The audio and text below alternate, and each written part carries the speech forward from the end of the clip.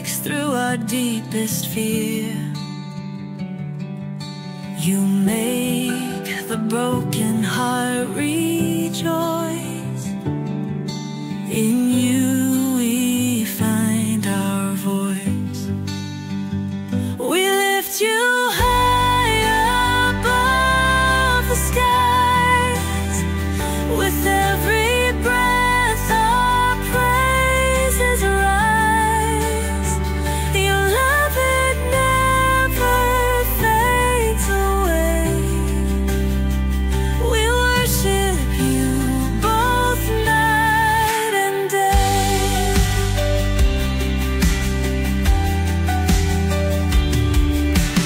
Chains are broken in your name. In you we are never the same. Your power flows like mighty streams, fulfilling all our dreams. We lift you high above the skies. With every breath our praises rise. Your love, it never fades away. We worship you both night and day.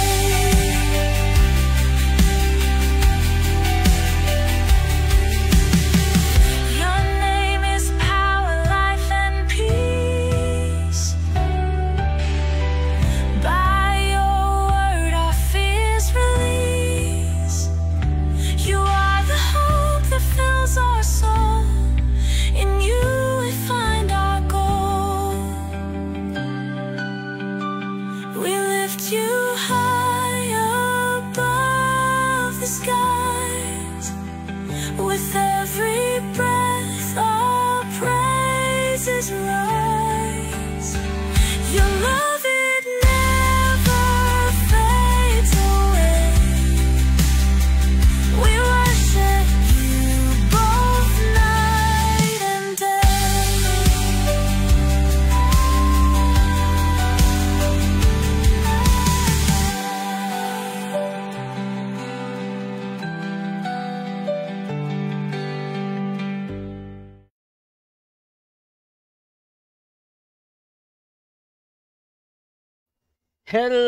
Hello, and welcome sa Russia TV mga kapatid. At meron tayong debate na magaganap ngayon between Church of God mga kapatid, laban dito sa GOLD mga kapatid. Ang topic natin ngayon ay patungkol dito sa patutunayan ng ating affirmative na kailangan ng gawa sa pananampalataya para maligtas. Again mga kapatid, ang topic natin ay patutunayan ng ating affirmative na kailangan ng gawa sa pananampalataya para maligtas. Affirmative natin si Brother CJ mga kapatid, ebanghelista, laban kay Pastor Jeremil Amlon ng GOLD. At mamaya ipapaliwanag ni Brother Jeremil kung ano yung, maraming nagtatanong kasi ano yung abbreviation ng gold meaning, no? At pasensya na, hindi ko din natatandaan. So mga kapatid, ang ating setup ng debate, meron tayong 10 minutes na presentation, 7 minutes sa pagtatanong, 10 minutes sa rebuttal, 7 minutes sa second cross, at meron tayong 5-minute na final conclusion. Mauna si negative, mahuhuli si affirmative. So since bago lang si Brother CJ sa ating debate platform, gusto kong basahin sa kanya yung buong debate rules natin. So rule number 1 natin, yung limit sa pagsagot. Ang lahat ng sagot ay kailangan sagutin ng 20 seconds maximum. Kung titigil ang sumasagot ng at least 5 seconds, magsasabi na ako ng next question. Ngunit kung meron siyang hinahanap, tuloy pa din hanggang maubos ang 20 segundo.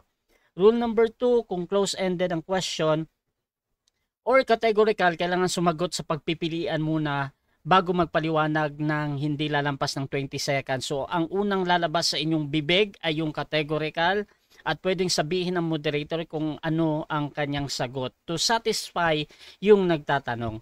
Rule number 3, 10 seconds explanation rule. Kung hindi niya sasagutin ang tanong or wala doon ang sagot niya sa pagpipilian, meron siyang pagkakataon na magpaliwanag ng 10 segundo at yan na yung pinakasagot niya sa tanong. Walang objection sa panahong ito.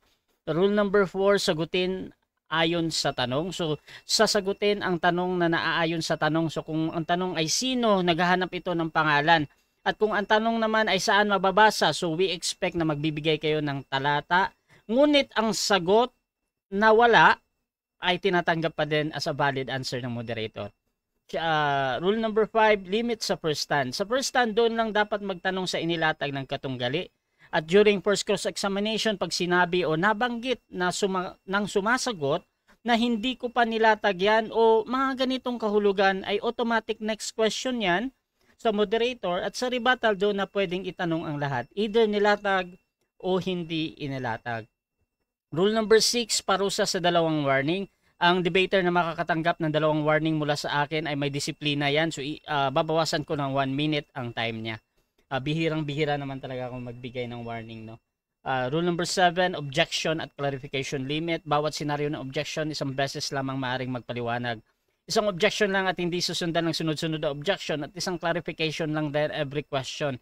At no objection during final conclusion. Rule number 8, no insult about physical appearance. Hindi po pinapahintulutan ang pagbanggit o panlalait sa physical na anyo, gaya ng hugis ng katawan, at etc. Hindi rin pinapahintulutan ang pagmumura na alam natin. Ngunit ang mga salitang gaya ng demonyo, kulto, sinungaling at iba pa ay maaaring gamitin. Rule number 9, no challenge question. Ito yung mga tanong na kung mabasa ko or paano kung mabasa ko ay hindi papayagan na may itanong kahit pa sumang-ayon yung kabilang panig. Rule number 10, para sa sensitive question, pinapahintulutan ang pagtatanong ng mga sensitibong paksa kabilang na ang mga personal na buhay. Maaring pumili kung sasagutin o hindi ang tanong. Rule number 11, disconnection time limit. Kapag na-disconnect ang isang debater at hindi siya nagre-respond, may maximum na 7 minutes para makabalik. Rule number 12, moderator special authority. Bilang moderator, may kapangyarihan akong magtakda ng rules na hindi nakasaad sa mga nabanggit ko. Kung ito lang naman ay kinakailangan, ang aking pasya ay laging final and executory. Rule number 13, liability disclaimer. Bilang tagapamagitan, ako ay nagsisilbing tagapangasiwa lamang ng debate na ito at hindi ako responsible sa anumang pananaw, paniniwala o pahayag ng mga debater. Ang mga sagot at opinyon ay pananagutan ng mismong nagsalita at hindi rin ako mananagot sa anumang hindi pagkakaunawaan, pagkasira ng relasyon o iba pang epekto dulot ng nilalaman ng debate na ito. So by the way mga kapatid, ako nga pala si Rasha Vista mga kapatid. Ako ay isang Katoliko, one of the member ng Templar of Truth at ako po yung tatayong moderator, streamer, timer sa debate natin ngayon. At naka-live tayo mga kapatid sa ating Facebook, sa profile ko at ma-upload ito sa ating YouTube channel mga kapatid sa Russia Debate. At sumasang-ayon ba ang ating affirmative sa lahat ng nabanggit? Yes po, sang-ayon po ako. Okay, at sang-ayon din ba ang ating negative? Yes po, sang-ayon po ako, Bro Rush.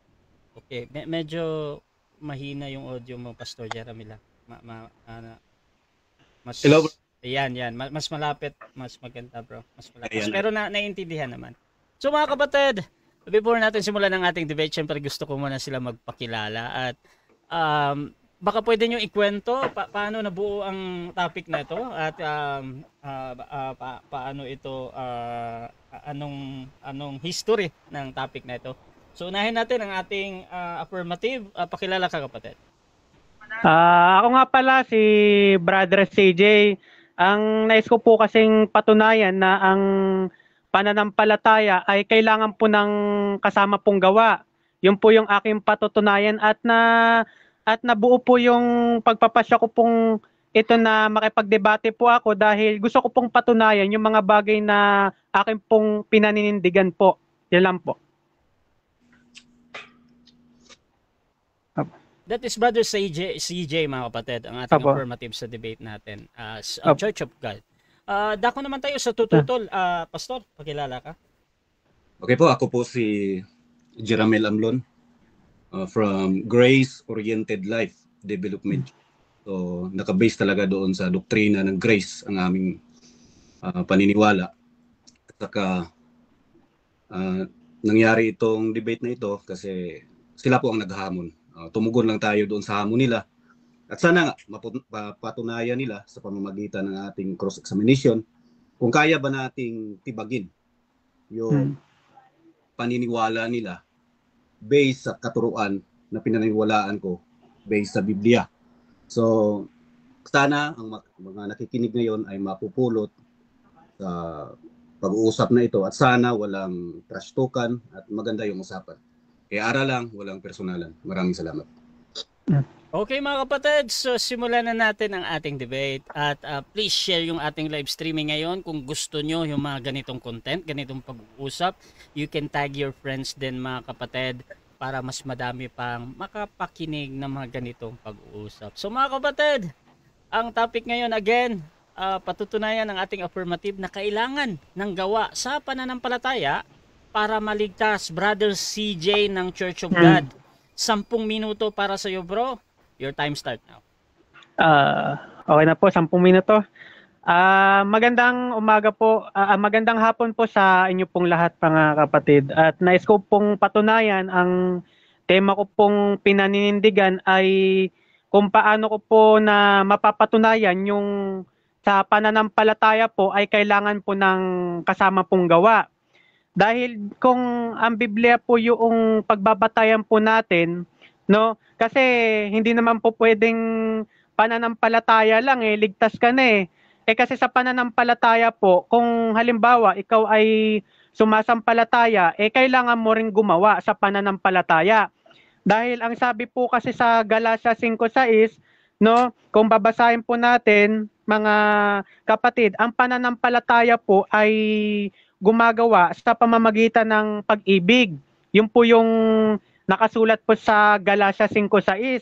Dahil kung wala po yung gawa na po na yun, paano nyo po masasabi na magiging sakdal yung pananampalataya kung hindi ka naman gumagawa? Dahil ang pananampalataya po kasi ay gumagawa ayon po sa banal na kasulatan. Dahil meron po ditong sinasabi sa banal na kasulatan sa Santiago 2:14, ang sinasabi po sa Santiago, anong pakikinabangin mga kapatid ko kung sinasabi ng sinuman na siya'y may pananampalataya, ngunit walang mga gawa, makapagliligtas baga sa kanya ang pananampalatayang iyan?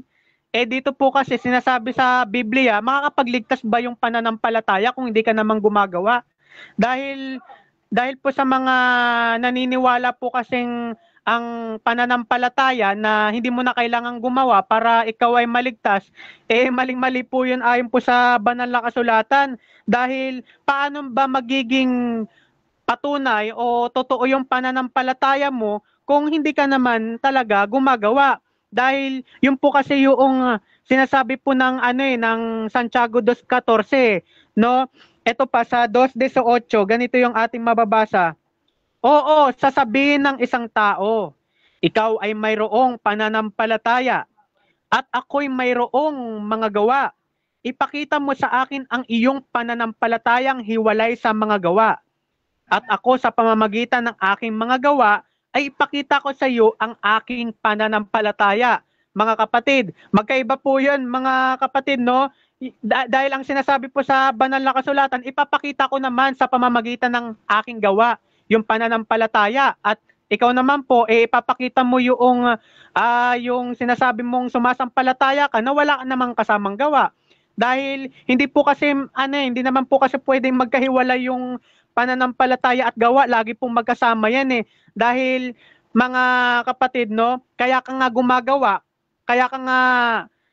gumagawa ng mabubuting gawa kasi sumasampalataya ka. Kung wala kang gawa, hindi mo maaaring sabihin na ikaw po ay nagiging may pananampalataya ka. Dahil ang sabi po kasi sa 2:22, nakikita mo na ang pananampalataya ay gumagawang kalakip ng kanyang mga gawa. At sa pamamagitan ng mga gawa ay naging sakdal ang pananampalataya. Malinaw na po na sinasabi sa Biblia, nagiging sakdal lamang po yung pananampalataya sa pamamagitan po ng gawa. hindi po natin pwedeng baliin po yung sitas na po na ito na binanggit po sa talatang ito eh.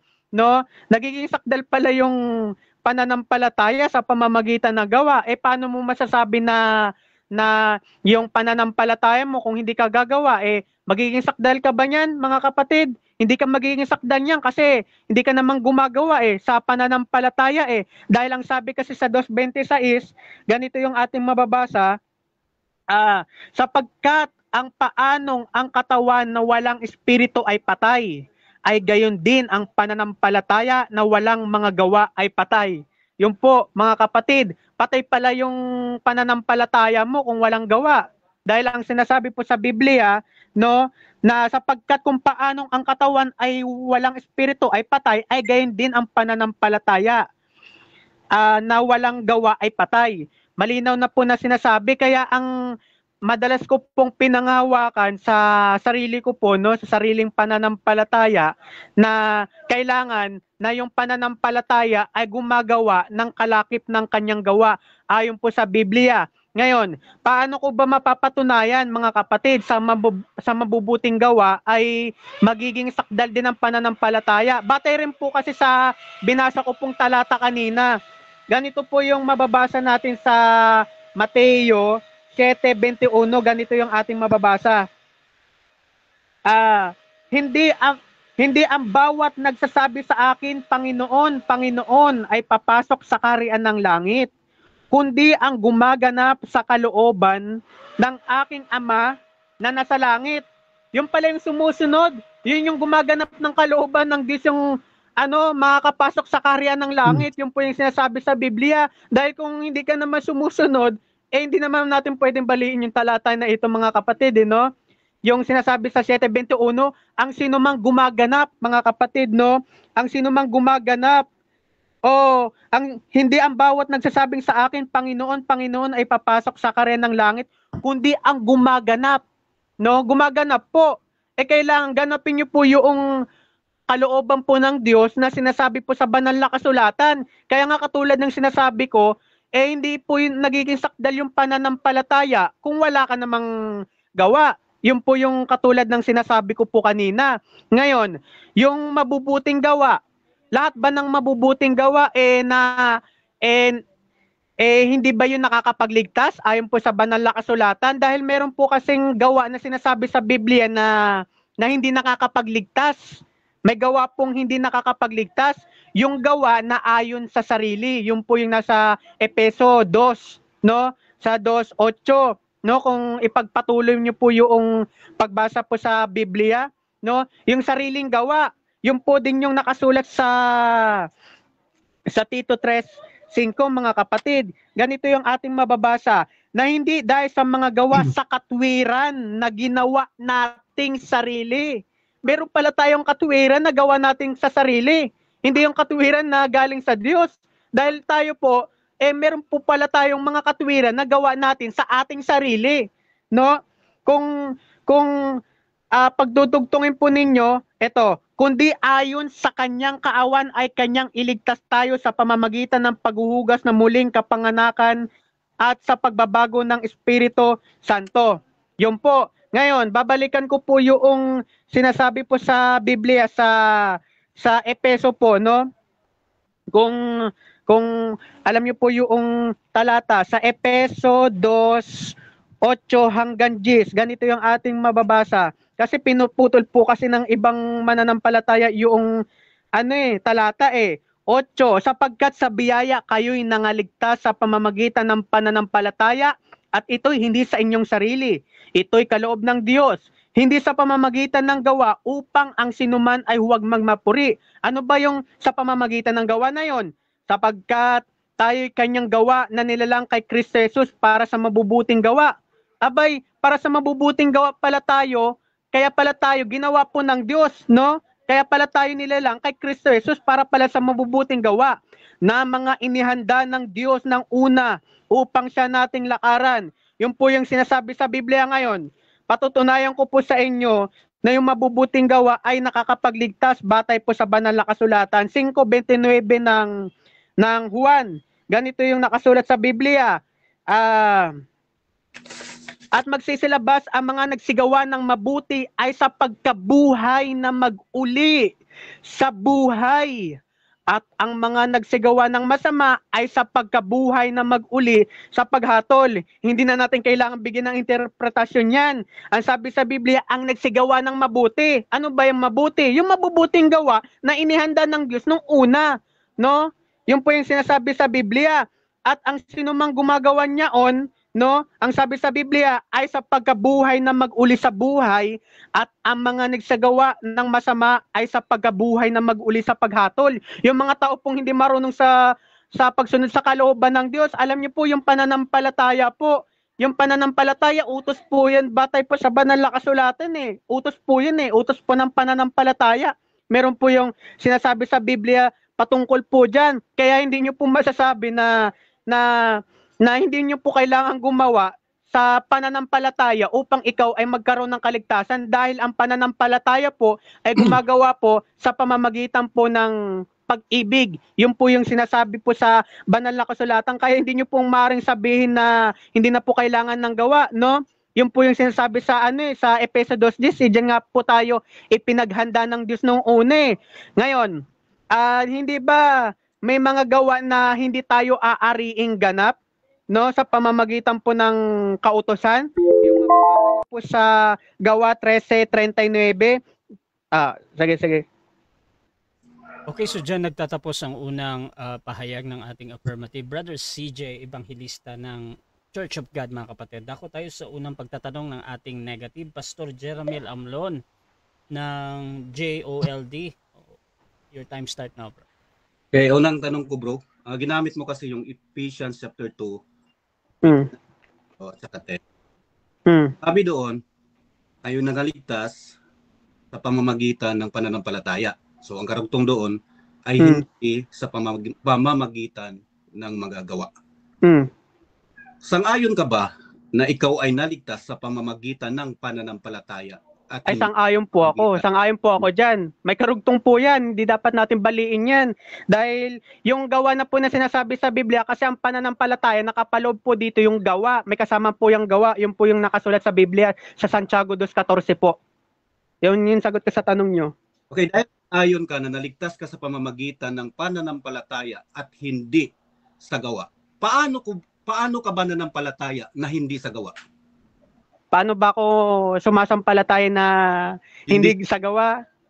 Siyempre, unang-una, hindi ka mo naman masasabi na sumasampalataya kung hindi ka naman gumagawa eh. Yan po yung sagot sa tanong mo. Yan. Okay. Paano ka ba sumasampalataya na hindi sa gawa? Ano ba yung mga hindi mo ginawa nung sumampalataya? Naligtas tayo sa pamamagitan ng gawa. Yung gawa na po na yun, hindi sa ayon sa ating sarili. Hindi po sarili. Objection muna, time stop. Unahin natin, Pastor Jeramil. Tanong be alert, bro. Kasi be alert. Opo. Tanong ko sa'yo, ganito. Wait lang. Pastor Jeramil, nag-object ka, bro. Bali, makipag-usap ka sa akin. Ngayon, okay, moderator. Tingnan natin. Moderator, ito lang yung lilinawin ko. Para masagot niya ng maayos. Gusto ko lang malinaw para sa kanya. Kasi sa kanina, paano ka ba sumampalataya na hindi sa gawa? Kasi naligtas siya sa pamamagitan ng pananampalataya at hindi sa gawa. Kaya, tinanong ko siya, ano ba yung mga gawa na yun na hindi kasali doon sa pananampalataya? Okay. So, ano yung gawa? Okay, so, ganito. Meron ka bang counter-objection or sasagot ka na, Brother CJ? Pwede rin po kasi una-una yung pwede pakiulit yung tanong niya? Pwede pakiulit. Okay, so paulit din ang tanong tapos naka-time stop pa din to. Tapos Pastor. Sige. Ganito na natin kung paano sagot. Kasi sumang-ayon ka na ikaw ay sa pamamagitan ng pananampalataya at hindi sa gawa. So, kasi sumang-ayon ka na hindi sa pamamagitan ng iyong gawa. So, ano ba yung hindi mo ginawa nung sumampalataya ka? Ano yung hindi ko ginawa nung sumampalataya ka? Sige. Ang ginawa ko ng hindi ayon sa aking gawa, teka lang. Ano yung pananampalataya na hindi ko ginawa? Wait lang, medyo Pwede pa, ano lang, paulit na lang po yung tanong. Okay lang bro, okay lang bro. Okay lang, okay lang. Sige, okay lang. Next question, 20 seconds yun. Sige, sige, sige. Tayo. So premise to, nakakaindi Ah. tayo. Hindi po pa alam yung mga rules eh. Ah. So, wala tayong kuan dito, parang hindi natin gusto yung mga parang makascore tayo. Ang sa atin na to, liwanagan. Ganito. Next na lang. Kasi sumang-ayon ka na tayo'y naligtas sa pamamagitan ng pananampalataya at hindi sa gawa. So ang next question ko ngayon ganito bro. Naligtas ka ba dahil sa biyaya? Yes or no? Naligtas ako dahil sa biyaya kung Yes or no, bro? sasampalatayanan mo yung biyaya. Yes. Objection muna. Yes. Continue. Yes daw. Paliwanag mo bro, yung yes mo. Papaliwanag ko. Kasi kung hindi mo kasi sasampalatayanan yung biyaya, useless din, wala rin kwenta yung biyaya na ipinagkaloob sa'yo ng Diyos eh. Dahil kung sasampalataya ka sa biyaya na ipinagkaloob sa'yo ng Diyos, maliligtas ka. Yun yung sagot ko sa tanong mo. At sa pananampalataya na yun, kailangan ng gawa. Yun po yung sagot ko. Next question. Okay. Dahil yes ang sagot mo kasi sa tanong ko, kung ikaw ba ay naligtas sa pamamagitan ng ikaw ba ay naligtas dahil sa biyaya? So sagot mo, yes. Sabihin, you are saved. So ikaw ba ay saved by grace through faith and not of works? Yes or no? Not of works? Yes or no? Ang sagot ko, hindi lang, kasi medyo mahaba yung pwedeng sumagot sa kasi kung halimbawa itatanong mo, hindi sa pamamagitan ng... Ganito bro. Po? Gagamitin mo ba yung 10 seconds na magpaliwanag ka agad or mag yes or no ka talaga? Magpapaliwanag po Okay, 10 ako ng 10 seconds. Proceed, bro. Yun. Ayun, ang sagot ko, maliligtas po tayo sa mabubuting gawa. Yung mabubuting gawa na yun, ayon po sa pananampalataya natin sa ating pong Panginoon. Yun yung sagot ko sa tanong mo. Next question, 10 seconds. Okay. So salamat sa sagot bro. So naniniwala ka ba kung naligtas ka sa biyaya ay hindi dahil sa gawa? Yes or no? Yes or no? Hindi dahil sa gawa. Yung hindi dahil sa ating gawa, sa ating sarili. Sarili nating gawa. Hindi tayo naliligtas doon. Sarili nating gawa. Yun yung sagot ko sa tanong mo. Okay, next question. Dito. Sabi mo, hindi ka naligtas sa pamagitan ng gawa ng iyong sarili. So, kung hindi dahil sa gawa ng iyong sarili, sino pala ang gagawa kung hindi ang sarili mo? Sino pala yung gagawa? Ito sagot ko sa tanong mo. Tayo gagawa ayon sa pananampalataya natin sa ating Panginoon. Yun yung nakasulat sa 5:6 ng Galacia. Yun yung sagot ko sa tanong mo. Hindi yung sarili nating katwiran ayon sa Tito 3:5. Okay, punta tayo sa James chapter 2, bro.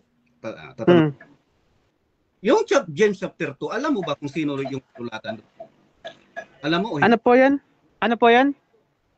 Alam mo ba kung sino yung sinulatan doon sa James chapter 2? Teka.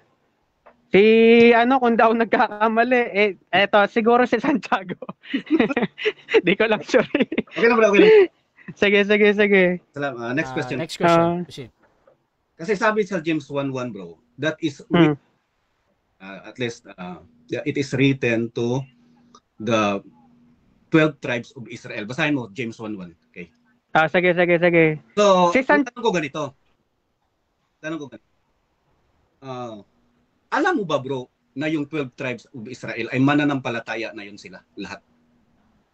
Kung mananampalataya, kasi yung una po kasing panahon, kautusan po ng gawa, hindi naman po kasi kautusan ng pananampalataya eh. Nung dumating po kasi ang Panginoon, kautusan na po ng pananampalataya. Yun po yung pagkakaano ko dyan. Kasi yung sa panahon po sa 12 tribes na po na yun, kautusan po ng gawa. At yung kautusan ng gawa na po na yun, doon po rin maliligtas din po sila. Yun po yung sagot ko. Okay, bro. Ano ba yung pinatutunayan mo? Yung totoong pananampalataya ay may magreresulta ng mabuting gawa o kailangan talaga ng gawa para maging totoo yung pananampalataya? Kailangan po ng gawa para maging totoo yung pananampalataya mo. Yun yung sagot ko. Kasi hindi mo masasabi na sumasampalataya ka kung hindi ka namang gumagawa. Yun yung sagot ko sa tanong mo. For example, bro, ako, nanampalataya ako sa Diyos. Tapos sabi ko, Lord, I trust you, nanampalataya ako. Ano ba yung ginawa ko doon? Siyempre, dumadalangin ka sa Diyos, sumasampalataya ka eh. Pero lagi nating ipaunawa natin sa sarili natin, kailangan sumampalataya tayo ng buong puso. May pag-ibig, yun yung sagot ko sa tanong mo. Okay. So, ibig sabihin, sa time na yon, nung sumampalataya ako, alam ba ng Diyos na totoo yung pananampalataya ko? Alam niya o hindi niya alam? Alam niya. Ang Diyos lang ang nakakita na sumasampalataya ka. Yun yung sagot ko sa tanong mo. So, kinabukasan, doon pa ako gumawa ng mabuti. Yung hindi pa ako gumawa ng mabuti, totoo ba yung faith ko? Yes or no? Hindi mo masasabi totoo yung faith mo kung hindi ka gumagawa ng mabuti. Time. Sige. Salamat, bro. Okay, so dyan nagtatapos mga kapatid ang first na pagtatanong ng ating negative sa affirmative. So, before natin puntahan ang ating negative first statement, shoutout muna sa ating nasa live kay Reggie de la Cruz. Kailangan ng gawa para maging hanap ng pananampalataya. Shoutout din kay Emmy Alfonso, naka-emoji lang siya na parang heart. Shoutout din kay Rodolfo Caballero. Shoutout bro. Shoutout din kay Pastor Alexander Santos, Pastor Jeramil Amlon, go. Next time, gawa ng MCGI versus OSAS. Shoutout din kay Carl Frederick Rebotazo, parang Supreme Court lang din, final and executory. May pananampalataya na may gawa para saan affirmative, sa kaligtasan ba o sa Christian living? Shoutout din mga kapatid dito kay, syempre, sa tatlong sister ko dyan, si Emmy Alfonso, Sister Grace Barrios na talagang sumusuporta sa akin, at si Sister Maria. So mga kapatid, dako tayo sa negative presentation. Pastor Jeramil Amlon ng Grace Oriented. Proceed bro. 10 minutes. Okay, magandang hapon po sa lahat. Although mga ilang beses ko na to na nakipag-debate sa ganitong paksa, pero napaka-importanting paksa po. Lalo na po sa kaibigan nating si Bro CJ. So, first time ko po nakipag-debate na ayaw kong mamuntos. No? Ayaw kong mamuntos. Gusto ko lang, aral lang talaga yung lalabas. At parang first time ko rin na ayaw ko ring mamahiya sa mga kausap ko. So, ito lang yung bro. So, sana mamaya, wag mo rin akong pahirapan. So, ganito bro. Ang atin dito, aral lang kasi ang patutunayan mo kasi na kailangan talaga yung gawa sa pananampalataya para maligtas. So, kanina, inuulit ko kanina yung tanong, kiniklear ko sa iyo kanina kung ano ba yung kailangan ba talaga ng gawa para maging totoo yung pananampalataya. Di ba? Yun ang tanong ko kanina sa iyo. So, ang punto ko kasi doon, bro, ang nangyari kasi, kapag for example, Lord, sa sampalataya, dalangin kasi si Lord. Kasi alam mo kasi, yung faith kasi, ang meaning kasi niyan is trusting, putting your trust in Him, na talagang Lord, ikaw lang talaga yung kailangan ko para ako'y maligtas. Yun ang faith eh. Yung nilagay mo talaga yung paniniwala mo doon na tanging siya lang ang makapagligtas sa iyo. So, ganun yung faith eh. Total, kumbaga, surrender doon sa magligtas sa atin. So, ito bro, gusto ko lang i-share sa iyo ganito. No, the moment na sumampalataya ka bro, ang Diyos, alam niya, at ikaw rin yung sumagot kanina, alam niya kung ano yung totoong pananampalataya. Kaya nga, tinanong kita kanina, the moment ba na sumampalataya ka, may ginawa ka na ba? So, sabi mo yung dalangin, pero hindi yan ang gawa na tinutukoy sa James chapter 2 bro. Kasi ang tinutukoy sa James chapter 2, yung pagpapakita ng gawa. Tingnan mo bro, James chapter 2 verse 18, sabi ni James, tingnan, ipakita mo. Saan? Sabi niya, show me. Kasi ang ibig sabihin kasi dyan bro, na yung totoong pananampalataya, sabi ni James, kapag totoo yung pananampalataya mo, makikita talaga yan sa gawa. Yun ang punto ni James. Hindi ibig sabihin na, ikaw may pananampalataya ka, dagdagan mo ng gawa para maging totoo yung faith mo. So pareho naman tayong agree na yung totoong pananampalataya talaga can save. Pero the moment you believe, wala ka pang ginawa dun bro. Tingnan mo, Romans chapter 4 verse 1. Bigay ako ng sita sa iyo bro. Ito, Romans chapter 4, babasahin natin dito. Kasi magandang pag-usapan natin to bro para makuha natin yung kabuuan ng aral patungkol sa pananampalataya lang talaga para maligtas. Ano ngayon ang masasabi natin tungkol kay Abraham? Remember bro, yung Romans chapter 4 at James chapter 2, correlation yan. Kwento yan patungkol kay Abraham. Di ba alam? Ang sabi ni Paul dito, ano ngayon ang masasabi natin tungkol kay Abraham na ating ninuno ayon sa laman, sabi niya. Kung si Abraham ay pinapawalang sala or inaring ganap sa kanyang mga gawa, okay? May maipagmalaki siya, ngunit hindi sa harap ng Diyos. So, ibig sabihin bro, i-distinguish natin bro, yung James chapter 2 at Romans chapter 4, kasi sa James chapter 2 bro, ang ibig sabihin doon, that is justification before men. Kasi yung tao kasi bro, hindi nila makikita yung pananampalataya mo kung wala kang gawa. O for example bro, ako, sasabihin ko, bro CJ, mahal na mahal kita, kaibigan, ganun. Tapos kung nangangailangan ka bro, hindi ka magbigay. Hindi, ayaw ko magbigay sa'yo, ayaw kitang tulungan. Sabi ni James, yan ba ang pananampalataya mo? Hindi ganun ang mayroong pananampalataya, sabi ni James. Ipakita mo. So ibig sabihin yan bro, ang totoong pananampalataya talaga, sabi ni James, magbubunga yan, magre-resulta yan ng mabuting gawa. So ang punto dyan bro, the moment you believe, ligtas ka na.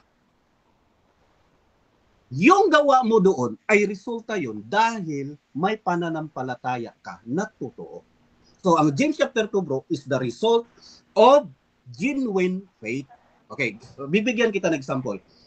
Ito, maging Bible study ito sa atin. Genesis chapter 15 and Genesis chapter 22, comparison yan. Alam mo bro, si Abraham, hindi niya pa inihain yung si Isaac. Genesis chapter 15 verse 6 bro, inaring ganap na siya sa paningin ng Diyos. He was declared righteous. The righteousness is imputed to him when he believed. Titingnan mo, James, Genesis chapter 15 verse 6. So hindi niya pa inihain si Abraham bro, inaring ganap na siya. He was already justified. Pagdating sa Genesis chapter 22 bro, di ba inihain na si Isaac? Yun din ang kwento ko sa James chapter 2, inihain niya si Isaac. Yung paghain niya kay Isaac bro, ang dahilan yun, dahil may totoo siyang pananampalataya, kaya sumusunod siya sa Diyos. Yung pagsunod bro, ay resulta yan dahil sa iyong pananampalataya, dahil ligtas ka na. Bibigyan kita ng ibang example bro, ganito. Sa Ephesians chapter 2, 8 and 9 and 10, hindi ka pwede maglakad doon sa mabuting gawa kung hindi ka ligtas. Kaya nga, sa 8 and 9, niligtas ka muna ng Diyos sa pamamagitan kay Kristo Jesus, sa pamamagitan ng ating pananampalataya sa Kanya, upang makalakad tayo doon sa mabuting gawa. Kasi yung mabuting gawa natin bro, may reward yun. Okay, I think, ano pa ba yung i-discuss ko dito? Titingnan ko yung mga explanation mo kanina bro. Ito. Yung ginamit mo kanina is James chapter 2, pinaliwanag ko na. Ito naman sa Galatians chapter 5, faith. Wow. Okay, sandali lang. Okay, sandali lang talaga. Para running time naman to eh. So sabi mo kanina sa Galatians chapter 5 verse 6 is not teaching salvation by works. Hindi ito nagtuturo ng kaligtasan. Ang tinutukoy dito ni Paul bro is yung faith, but only faith working through love. So ibig sabihin na yan bro, yung kasi alam mo naman dito, ang kwento kasi dito, nag-argue kasi dito, kasi may mga false teachers na pumasok. Nasabi nila, kailangan nyo ng sumunod sa kautusan para maging justified. Hindi. Sabi ni Paul, hindi ganun. Yung faith ninyo ay nakapagliligtas yun sa inyo. Yung faith nyo ngayon, ang tagapagturo na. Kasi naligtas na tayo. You are now in grace. Kaya, kapag yung work mo through love, iba yun sa you are work under the law. Kasi ngayong panahon natin tubo, tayong mga ligtas na, we are working through love. Kasi mahal nga natin. For example, bakit hindi na tayo sumusunod doon sa 10 Commandments? For example, huwag kang pumatay. Bakit hindi tayo pumapatay? Hindi dahil doon sa utos na 10 Commandments. Hindi tayo pumapatay dahil mahal natin ang isa't isa. Di ba? Ang sweet. Ang sweet pakinggan. Kapag mahal mo siya bro, kahit kurot, hindi mo na gawin. So ibig sabihin nun, yung faith mo working through love. At saka yung love, bro, that is not a work. That is a stated, static. So ibig sabihin yun, hindi yan siya work. Okay, ano pa kaya yung pwede kong idagdag sa'yo? So titingnan natin yung kanina, natapos ko na kanina sa James chapter 2. So ito yung para maliwanagan kayo, bro. Yung James chapter 2 kasi, pagpakita yung natotoo yung faith mo. Hindi na dagdagan mo ng work para maging totoo yung faith mo. Kasi kusa yung lalabas, yung mabuting gawa kapag totoo yung faith mo. Kasi may mapagmahal ka na eh. Normal na sa tao, bro, na mapagmahal na gagawa. Normal yun. So hindi na gagawa ako para maligtas. Hindi ganun. Gumagawa ako dahil ako ay ligtas na. So doon na lang, wave ko na bro Rasha. Doon na lang yung paliwanag. Ready na po ko sa pagtatanong ni Bro Sage. So, sige. Okay, so dyan nagtatapos mga kapatid ang unang presentasyon ng ating negative. Dito tayo sa unang pagtatanong ng ating affirmative. CJ Evangelista ng COJ. Your time start now, 7 minutes. Tanong ko sa'yo kapatid, ginamit mo yung nasa Roma 4:1, no? At kinonfirm mo yung nasa Santiago 2:21. Ito, babasahin ko lang sandali at dito kita tatanungin. Yes, Hindi baga ang ating amang si Abraham ay inaring ganap sa pamamagitan ng mga gawa dahil sa kanyang inihain si Isaac na kanyang anak sa ibabaw ng dabana? Tutol ka ba sa sinabi ni sinabi sa Biblia sa Santiago po? Hindi ako tutol dyan bro. Tutol lang ako doon sa unawa mo. So bibigyan kita ng explanation. Kaya nga sabi ni Paul dito sa Romans chapter 4, sabi niya, kung inaring ganap si Abraham sa gawa, ay hindi ito ganap ng Panginoon. So ibig sabihin niya dyan bro, that is before men. Kaya nga sabi ni James, show me. That is justification before men. So meaning to say, kailangan mong gumawa para kang aaring ganap sa pamamagitan ng pananampalataya. No. Ang ibig sabihin diyan, bro, sa James kasi kung sa paningin ng Diyos, hindi ka aring ganap doon kung nakabase doon sa gawa mo. Oh. Sa James kasi, ang ibig sabihin niyan, that is justification before men.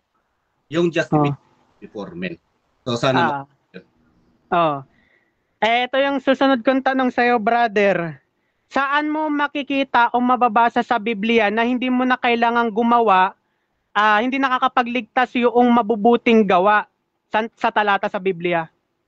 Marami bro. Ephesians chapter 2, 8 and 9, hindi tayo naligtas sa pamamagitan ng ating mga gawa. Mas malinaw yan. Mas wala kang mabasa na maligtas ka sa pamamagitan ng iyong gawa. Mas mababasa dyan para sa akin. Sige. Paano kung mabasa ko sa Biblia? Na sa mabubuting gawa, tayo naligtas rin? Time stop mo na. Bro CJ, meron tayong rules bro na hindi po pwedeng ganyan yung tanong, yung paano kung mabasa ko. So, you can rephrase your question bro. Proceed lang. Sige. Tanong ko, sige. Ganito. At mga sisilabas ang mga nagsisigawa ng mabuti ay sa pagkabuhay na mag-uli sa buhay. At ang mga nagsagawa ng masama ay sa pagkabuhay na mag-uli sa paghatol. Ito ang tanong ko sa iyo. Tama ba ang sumulat nito na si Juan na ang nagsisilabas ng nagsisigawa ng mabuti ay sa pagkabuhay na mag-uli sa buhay? Tama ba si Juan doon na sumulat noon? Okay, tama si Juan na sumulat. Ikaw yung mali sa unawa mo, bro. So, ang ibig sabihin kasi dyan, yung gumawa talaga ng mabuti, yung mga sumusunod, ay pananampalataya. At naligtas sila, bro, sa pananampalataya. Hindi. Kasi ganito dapat batay tayo dito sa 1:5:29. Kasi yun kasi yung letra per letra na nakasulat dito Tanong ko sa iyo ulit, ganito. Kung hindi sa pamamagitan ng gawa, tayo naligtas, saan mo pong talata mababasa sa Biblia na hindi na kailangan ang gawa para ikaw ay magkaroon ng kaligtasan sa pananampalataya? Saan talata sa Biblia yun? Marami bro, Ephesians chapter 2, Titus 3:5 ang sinabi doon, hindi dahil sa ating mga gawa, hindi sa pamamagitan ng ating gawa. O, di ba? Oh. Tayo'y nangaligtas. Wait lang, bro. Pamamagitan ng pananampalataya. At at hindi sa pamamagitan ng ating mga gawa, bro. Next question. Ganito. Next question ko ganito. Lahat ba ng gawa na ginagawa natin, hindi ba yung nakakapagligtas? Lahat, actually, general ba yung sinasabi doon? Yun yung tanong ko sa'yo. Yes, bro. Kapag sinabi na hindi sa gawa, lahat ng gagawin ng tao, hindi makapagliligtas. Kasi hindi lang talaga ang kaligtasan, biyaya, ay makakamtan yan through faith. Ang faith, hindi yan gawa. So, kahit anong sabihin mo, mga gawa dyan, wala talagang kinalaman yan sa paano ka maligtas. Kasi through faith lang talaga makamtan yung kaligtasan na biyaya. Next question, bro. Sige. Tanong ko sa'yo ganito. Yung nasa Mateo 7:21, ganito yung nakasulat. Ganito. Tanong ko muna sa'yo bago ko basahin ganito. Ang sabi, kasi kung halimbawa, sumusunod ka sa kalooban ng Diyos, lahat sinusunod mo, maliligtas ka ba o hindi? Kung sa pagsunod, bro, hindi ka maligtas. Pero ang sa Mateo 7:21, bro, naligtas yan sila dahil sumampalataya yan sila. At pagsunod ay resulta yan, bunga yan, dahil may pananampalataya nga sila. So, di ba? So, James chapter 2, yun ang pinupunto ni James. Sige, ganito. May mababasa ka bang letra per letra? Kasi sabi mo, ginamit mo yung Efeso 2:8 na hindi sa pamamagitan ng gawa, ng ating gawa, upang tayo ay maligtas. At ang sinagot mo kanina, na lahat ng gawa. Tama po ba ako, Brad? Yes. Tama ako. At ikaw, tama ka rin sa tanong mo na hindi talaga kahit anong gawa ng tao para makamtan yung kaligtasan. Ang gawa talaga ng tao, bro, ay bunga lang yan ng iyong pagkaligtas. Kasi Ephesians chapter 2 verse 10, may gawa na lalakaran. Bakit? Verse 8 and 9, dahil ligtas ka na. Next question. Anong kuha mo yun? Next question. Tanong ko sa'yo, ganito. Ang pananampalataya ba ay utos? Yes, ang pananampalataya ay utos. Kaya nga, maligtas tayo sa pamamagitan ng pananampalataya at hindi sa gawa. Kaya susundin mo yun, bro, na hindi kasi maligtas ka sa pamamagitan ng pananampalataya. Ganito. Ito hindi ang bawat nagsasabing sa akin, Panginoon, Panginoon, ay papasok sa kaharian ng langit, kundi ang gumaganap ng kalooban ng aking Ama na nasa langit. Siyempre, di ba, natural na kasama yung pananampalataya doon at ang sabi mo, utos yung pananampalataya. Ganito, tanong ko sa'yo, Brad. Tanong ko sa'yo, kung ang kasama yung pananampalataya sa kautusan, ibig sabihin, sa pagsunod sa kalooban ng Diyos, tayo mga liligtas. Tama ba ako? Yes, sa pamamagitan ng pananampalataya. Kasi, hindi, ito yung letra per letra nakasulat dito sa Biblia Tapos, kaya ako sige. Proceed, bro, Pastor. Okay. Kaya nga, sabi ko sa iyo, sa 1 John chapter 3:23, kasi yung will of the Father, bro, yun ang sumampalataya ka. Kapag sinunod mo yung will niya, ay sumunod ka na sumampalataya ka. Time. 7 minutes time. 7 minutes time. Manampalataya at hindi. Okay, time na. 7 minutes. So, dyan nagtatapos mga kapatid ang ating second cross. So,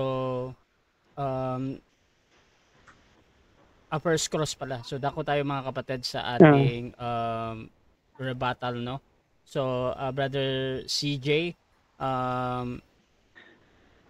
proceed ka bro sa iyong rebuttal. Magandang umaga po sa inyo pong lahat. Salamat po sa Diyos. At salamat din sa pag-sharing ni Brother Pastor.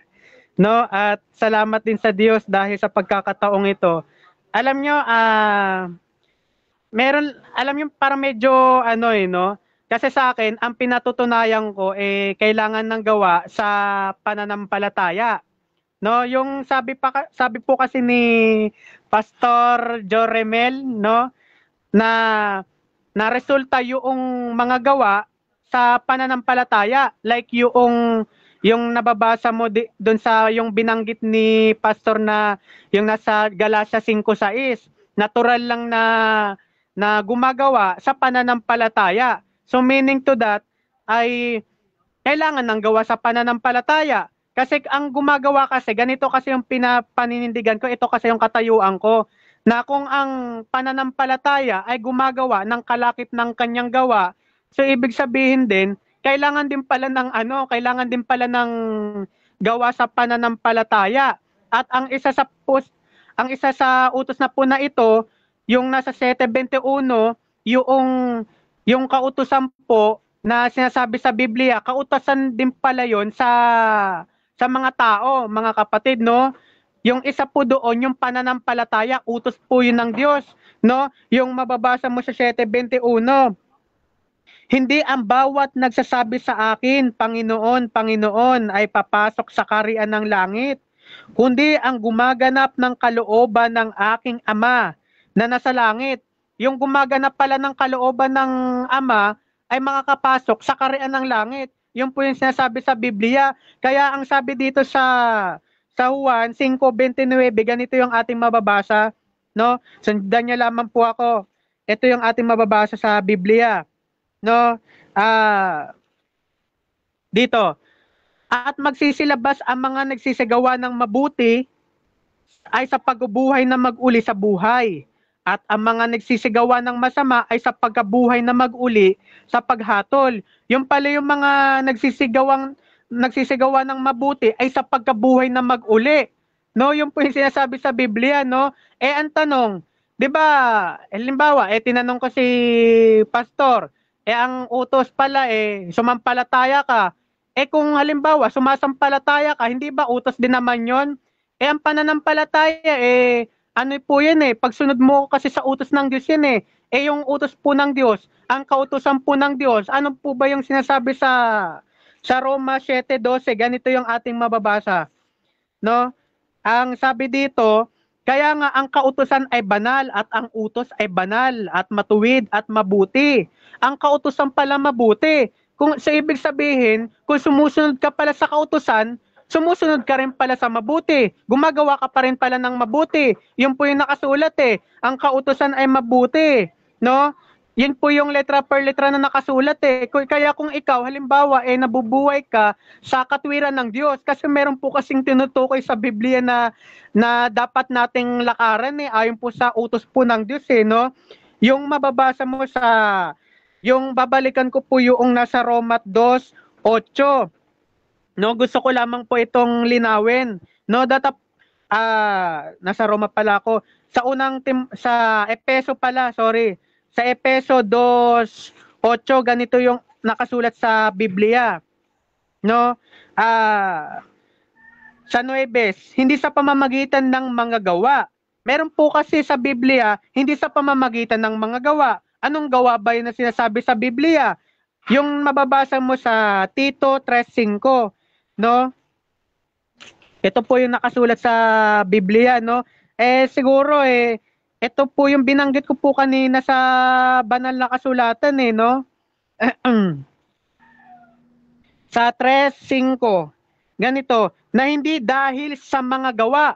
Yung pala yung tinutukoy pala sa Biblia, na hindi dahil sa mga gawa, sa katwiran. Anong katwiran ba yon? Na hindi tayo aariing ganap, mga kapatid.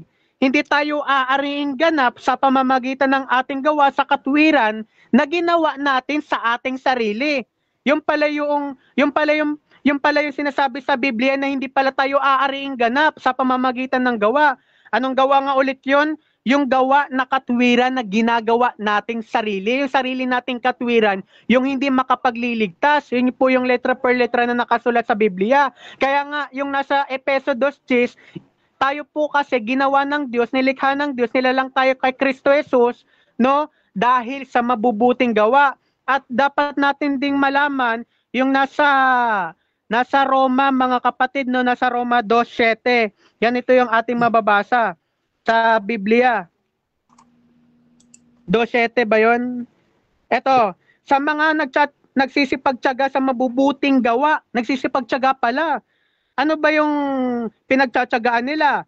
sa mabubuting gawa, sa paghanap ng kaluwalhatian at puri at ng di pagkasira ay ang buhay na walang hanggan. Kailangan pala magsisipagtiyaga tayo no, sa paggawa ng mabuti no. Kasi ito po yun kung halimbawa, 'di ba, katulad ng binanggit ni Pastor, bunga, ako hindi naman ako tutol doon. Nasa talata nasa Galacia 5:19, nasa Galacia 5 po yan ng 22 mababasa no.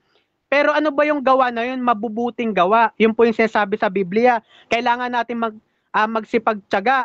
Kaya nga sinasabi dito no, kung uulitin po natin yung sinasabi sa 2:7, sa mga nagsisipagtiyaga, yan, sa mga nagsisipagtiyaga daw. Kaya nga kailangan ng kautusan kasi ang kautusan mabuti po yan Yung po yung binigay ni Apostol Pablo doon po sa yung nakasulat po sa Roma, no? Yung nasa Roma ay yung kautusan ay mabuti. Kung sumusunod ka pala sa kautusan, gumagawa ka pala ng mabuti, no? Kaya nga sa mga nagsisipagtiyaga sa mabubuting gawa sa paghanap ng kaluwalhatian at puri at di pagkasira ay ang buhay na walang hanggan. Yung pala yon mga kapatid, yung pala yung sinasabi sa Biblia, yung po yung letra per letra.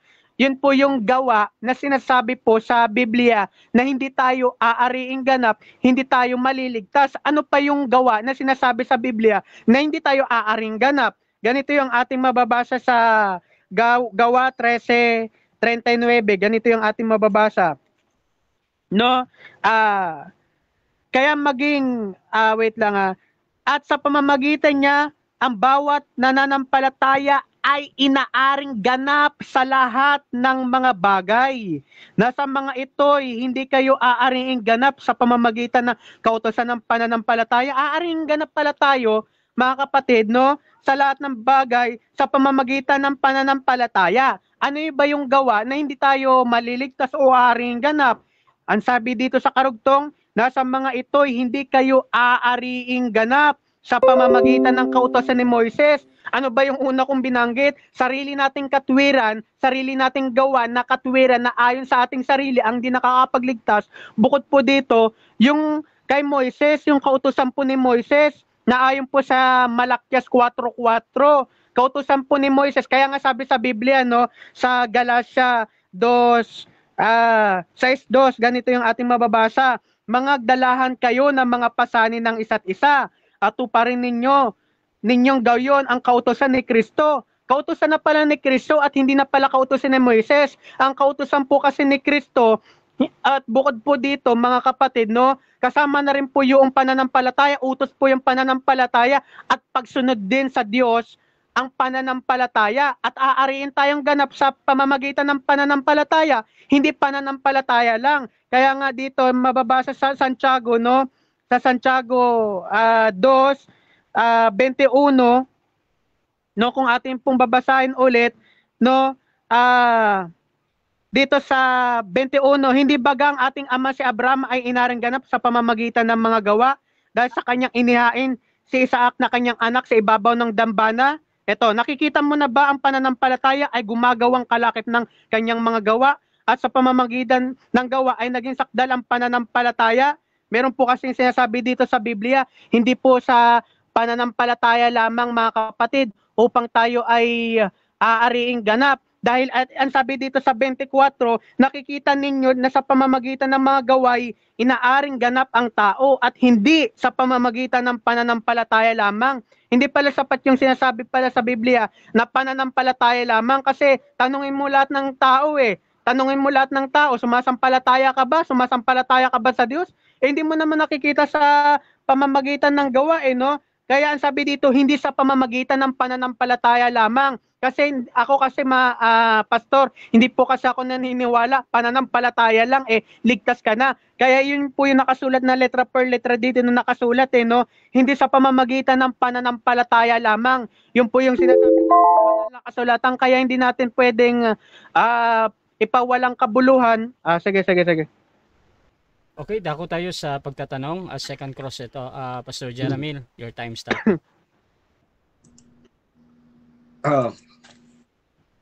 Hello bro. Magandang hapon. Sige. So, ginamit mo yung Romans chapter 2 verse 7 kanina. Sabi doon, for the patience, yung mga nagsasagawa ng mabuti for the eternal life, yun ang karugtong doon. Doon sa, ang nangyari ba doon, bro? Nung mga sinabihan doon ni Apostol Pablo, yung kinuwento niya doon, pagdating ba doon sa context, sinabi niya ba na may nakasunod o wala? Kasunod sa Yung mga ano? utos na yun. Doon sa Romans chapter verse 7. Na nila, Ang pagkakaano ko, hindi ka sa pwede magsalita ng walang ano no? Kasi yun po kasi yung letra per letra na nakasulit sa mga nagsisipagtiyaga. Sa mga nagsisipagtiyaga lang na pag gumawa ng mabuti. Yan yung nakasulat na letra per letra na nakasulat doon. okay. Yan yung sagot ko sa tanong mo. Next question, bro. Ang sinabi kasi doon ni Paul, no one is righteous, no, not one.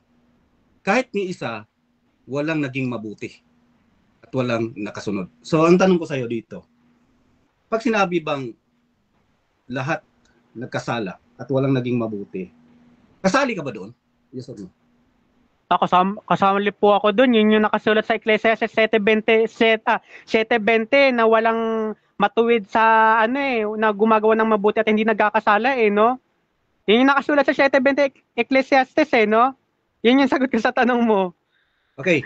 Dahil hindi ka nakakasunod or hindi ka talaga naka-perfect doon sa mga gawa mo, makapagliligtas ba yung gawa mo na hindi naman perfect at nagkakasala ka naman? Nakapagliligtas ba yung ganung gawa? Yes or no? Hindi naman nakakapagligtas yun. Yun yung Yung sarili nating gawa hindi nakakapagligtas. Yun yung sagot ko sa tanong mo. Okay. Salamat, bro. So, sabi mo kanina, tutol ka doon sa pananampalataya lang, ligtas na. Ang tanong ko, naniniwala ka ba, bro, na kailangan mo si Kristo upang maligtas ka dahil hindi mo kaya? Yes or no? Hindi ako against dyan. Kailangan ko si Kristo. Yan, hindi ako against dyan. So dahil hindi ka against, bro, dahil hindi mo kaya, so ano ba yung kaya mong gawin? Wala. Kung walang mabubuting gawa, kaya nga may mabubuting gawa, yun yung kautusan na sinasabi sa Roma 7:12. Merong kautusan na dapat nating sundin na siyang dapat nating lakaran ayon po sa Biblia Yun yung sagot ko sa tanong mo. Okay, bro. So, salamat sa confirmation. Maraming salamat sa confirmation. Next question. Dahil agree ka naman sa mga tanong ko sa'yo, dahil sabi mo, hindi ka perfecto, tapos nagkakasala ka, tapos hindi ka maliligtas doon, kaya kailangan mo si Kristo bilang iyong tagapagligtas. So, ang tanong ko, bro, maliligtas ka ba kung sasampalatayaan mo yung ginawa niya para sa'yo? Maliligtas ka ba? Kailangan buong puso kang sumampalataya sa lahat ng kautusan. Sumampalataya ka. Yan yung sagot ko sa tanong mo. Kailangan ng pananampalataya. Buong puso nga Yung nasa Roma 19, no? Yan yung sagot ko sa tanong mo. So, next question ko, bro, ganito. Pag sinabi bang inutusan ka, tapos sinunod mo, gawa ba yun? Pag sinunod mo, ginawa mo, gumawa ka. Kasi sinunod mo Yan yung logic niyan. Okay. Yan. So, for example, bro, uutusan kita na huwag gumawa. Susundin mo or hindi? Hindi ko susundin. Hindi ko susundin. Sa utos nga ako nakatuon Utos ng Diyos hindi naman utos ng ibang tao So, alam mo ba, bro? Okay. Alam mo ba, bro, na pwede ka tang utusan na huwag mong gawin yan? Anong batayan? So, natin, bro. Kasi dito logic to So, debate to, bro. At least, sunod mo na debate para maging aware ka na.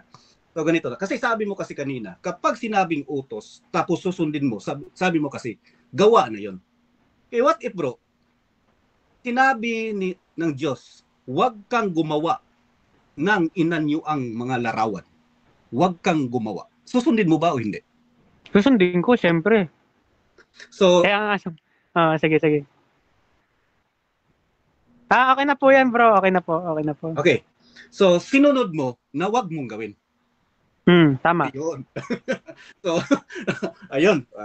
Thank you bro sa confirmation ano. So ibig sabihin, susundin mo ba bro na sumampalataya ka upang ikaw ay maligtas sa pamamagitan ng pananampalataya at hindi sa gawa? Susundin mo ba? Yes or no?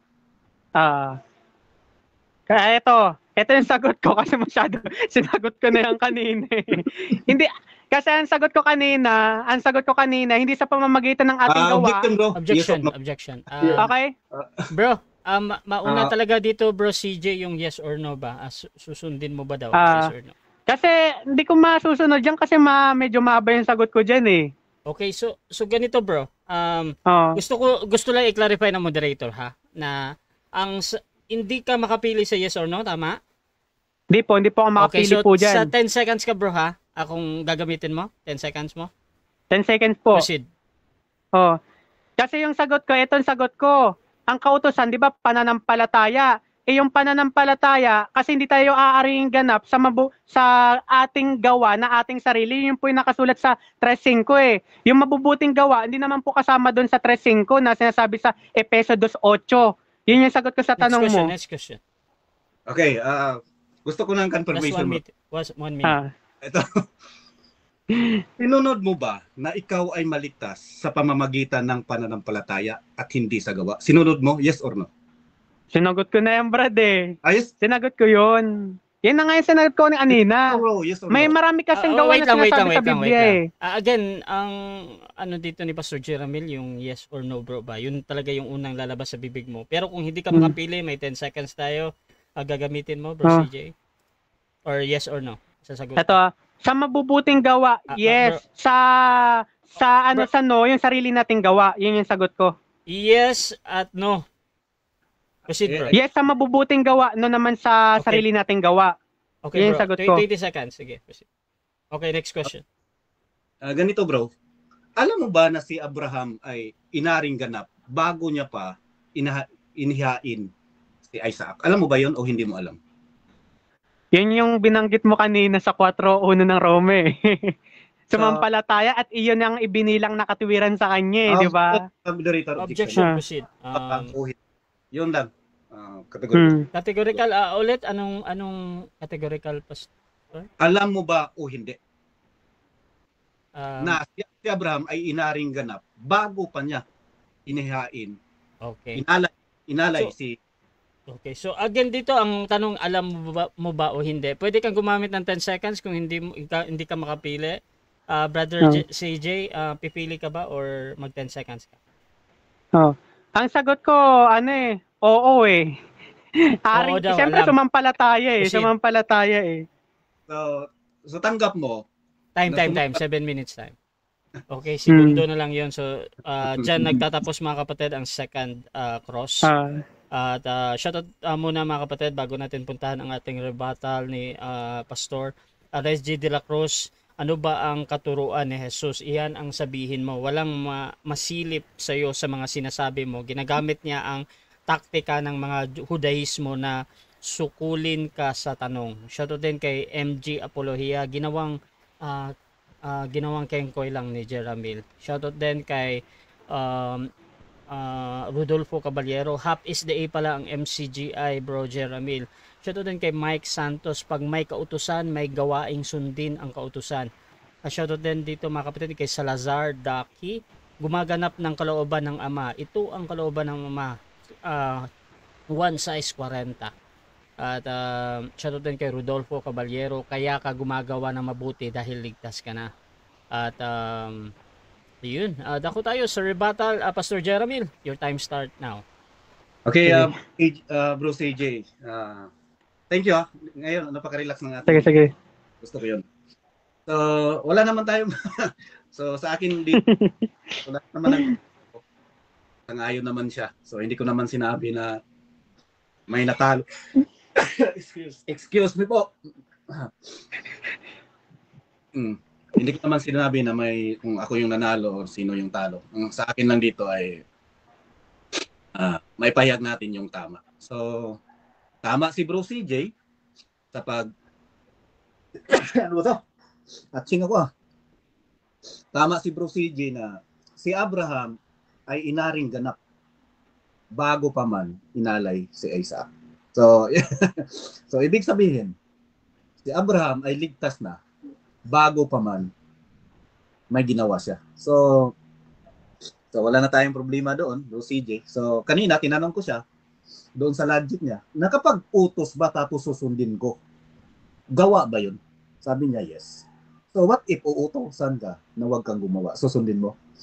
So sagot niya, yes, susundin ko. So Bro CJ, siyempre baguhan ka pa. Normal yun, no? So sa debate kasi may logic talaga dito. Kapag hindi ka alert yung utak natin, minsan medyo manibago tayo ba. Pero ang sa akin lang naman dito na maipahayag natin yung tama. So balik tayo doon sa pag-debunk doon sa aral mo. Yung resulta na gawa, bro, doon sa pananampalataya, uulitin ko talaga, ay walang kinalaman yun sa kaligtasan. Wala talaga yun. Ang nakapagliligtas sa'yo, yung gawa ni Jesus Christ. Yun ang sasampalatayaan mo. Kaya nga, tinanong kita kanina, ikaw ba ay sumampalataya kay Kristo dahil alam mo na hindi mo kayang maligtas sa pamamagitan ng iyong gawa? Sabi mo, yes. Tama yun. So, at least, unti-unting, sana makapag-Bible study pa tayo. At least, para maitama talaga yung tamang aral. Kasi, bago ka pa dyan sa MCGI, at alam ko, prone kasi dyan sa mga aral na doon sa mga logical. Dito kasi bro, sa Bible kasi, hindi lahat ng bagay nilalogic natin. Whatever the Bible says, alamin natin by context. Ano talaga yung patungkol doon sa kaligtasan? Unang-una bro, dapat alam mo, niligtas ka ng Diyos dahil hindi mo kayang masunod. At inamin mo yun kanina. Hindi mo kayang gumawa, for example, yung mga kautusan na yun na sa Romans chapter 2 verse 7, yun talaga ang design para sundin yun. Ang problema, sabi ni Paul, walang nakasunod. By context, ang sinabi doon, walang nakasunod. Dito papasok bro, yung gospel. Ano palang good news? Na si Kristo, inako na yung kasalanan natin. 2 Corinthians chapter 5 verse 21, siya na walang kasalanan, ay inako niya yun para tayo maging righteous sa Panginoon. So, ito yung gusto kong i-share. Dapat, Bro Sage, alam mo na hindi mo kayang pamamagitan ng iyong gawa. Dapat alam mo yun. At makita mo sa sarili mo, alam ko na hindi kailangan kita bilang aking tagapagligtas. Yun ang faith, bro. Dapat tanggap mo sa sarili mo na at ang magawa para maligtas. Yung gawang mabuti, pagbibigay, anong mga klaseng gawa, anong yung anib doon sa mga sekta na yon, hindi yun ang kaligtasan. Dapat ito ng Diyos makita mo na hindi mo kaya. Kaya nga, nung nalaman mo na hindi mo kaya, anong ginawa ng tao? Di ba? Ang kailangan ng tao ay sumampalataya kay Kristo na siya lamang ang tagapagligtas. Yun ang gospel, bro. Meaning na gospel is evangelion. Kasi kailangan mo ng solusyon sa problema mo. Kasi ikaw, bro CJ, hindi mo kayang maligtas sa pamamagitan ng iyong gawa. Nakuha mo sana. Walang gawa na makapagliligtas tayo. So, gusto ko sanang laliman to, pero parang kukulangin tayo doon sa mga gawa na yon. The will of the Father, the will of God. Ano pala yung kalooban ng Diyos? Ang kalooban talaga ng Diyos na tayo'y sumampalataya doon sa pinadala niya. Kaya nga bro, ang kaligtasan sa biyaya, naligtas tayo.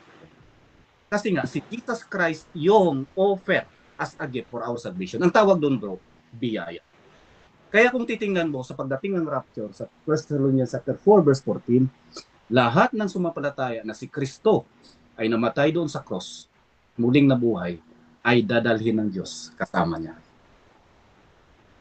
So, mga kaibigan, sana makuha nyo ang punto ng ating pinag-uusapan ngayon na yung pinatutunayan ni Bro CJ ngayon na yung gawa sa pananampalataya na yun ay hindi yun para maligtas. Yun ay bunga ng kaligtasan dahil bunga ng iyong totoong pananampalataya. Bunga ng iyong totoong pananampalataya. So may mga utos doon na sundin. So mga instruction kasi dapat wag nating i-generalize kapag sinabi na utos, dapat gawa ba? Kasi may mga utos na instruct that what you are going to respond. Hindi lahat ibig sabihin kapag nag-respond ka, for example, nanampalataya ka, gawa ba yun? Hindi. That is a respond. When you will study, kapag laliman natin yung aral about etymology, kasi iba yung kahulugan doon. So, sana makuha ni Bro CJ yung gusto kong ipunto ngayong hapon na ito. At bro, i-wave ko na ang aking explanation. At ready na po ako sa pagtatanong ni Bro CJ. Ibang. Sige. Okay, so dyan nagtatapos Ako mga na po kapatid ang second presentation ng ating negative. Dako tayo sa 7 minutes na second cross ng ating affirmative. Brother CJ ng Church of God, 7 minutes, your time start now. Tanong ko sa'yo, Brad. Sabi mo kanina, walang nakakasunod sa kalooban ng Diyos. No? Walang nakakasunod. Tanong ko sa'yo, yung magulang ba ni Lucas, matuwid, sumusunod ba sa utos ng Diyos o hindi? 10 seconds, bro. Gusto ko lang linawin na Sige. matuwid sila sa pamamagitan ng pananampalataya. Yung pagsunod nila doon dahil may totoong pananampalataya sila. Para malinaw. Next question, bro. Therefore, sumusunod nga sila. Yes, sumusunod sila dahil may totoo silang pananampalataya. At ang nakapagligtas sa kanila, yung pananampalataya. At ang pagsunod ay bunga lamang iyan ng iyong totoo ng palataya. Yun ang tamang unawa sa Biblia, bro. Kasi sa Salmo 2:8 at 9. Oh. Pangalawa kong tanong ganito. Sabi mo hindi gawa yung halimbawa sumunod ka sa utos.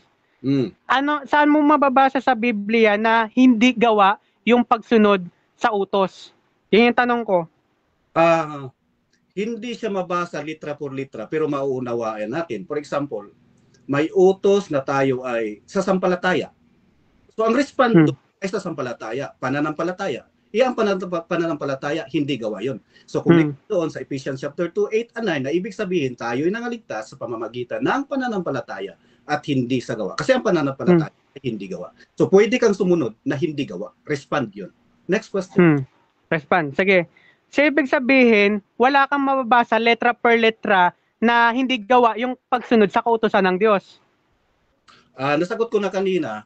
Sabi ko nga, hindi lahat ng bagay ay letra por letra, pero mauunawaan natin. Kasi nga, kapag huwag kang gumawa, di ba? Tinanong kita kanina, sagot mo rin kanina, susundin mo na huwag kang gumawa.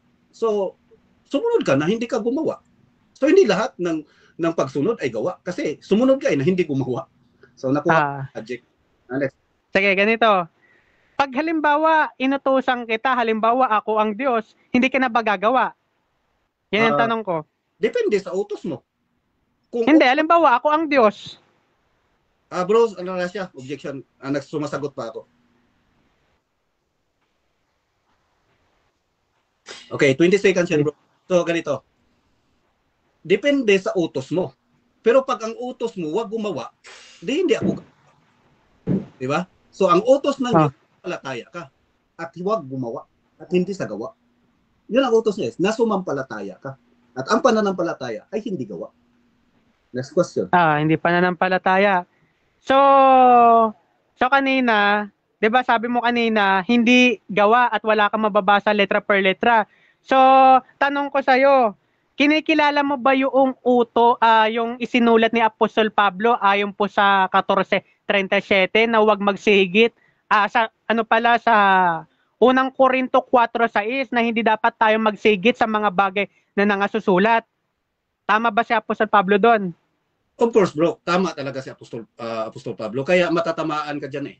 Kaya huwag kang magsigit doon na ang kaligtasan ay sa pamamagitan ng gawa. Kasi sabi ng Biblia, hindi sa pamamagitan ng gawa.